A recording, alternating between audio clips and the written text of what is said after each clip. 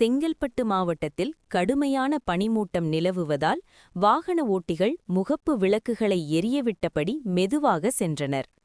மார்கழி மாதம் என்றாலே பனிப்பொழிவு அதிக அளவில் காணப்படும். இந்த பனிப்பொழிவு தை மாதம் வரை நீடிக்கும்.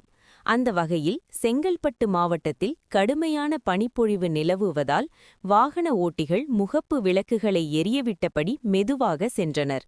மேலும் சில பகுதியில் அதிக அளவில் பனிப்பொழிவு காணப்பட்டது. இதனால் பொதுமக்கள் சிரமத்திற்கு ஆளாகினர். செங்கல்பட்டு தேசிய நெடுஞ்சாலை மற்றும் ஜிஎஸ்டி சாலை போன்ற பல முக்கிய சாலைகளில் இந்த பாதிப்பு அதிகமாக உள்ளது. மேலும் வாகன ஓட்டிகள் வாகனத்தை ஒட்டி செல்ல சாலைகள் தெரிவதில் சிரமப்படும் சூழ்நிலை ஏற்பட்டுள்ளது. கடந்த சில தினங்களாக செங்கல்பட்டு மாவட்டத்தில் அதிக அளவில் மழை பெய்தது. மார்கழி மாதம் பிறந்தவுடன் பனிப்பொழிவு தொடங்கியுள்ளது.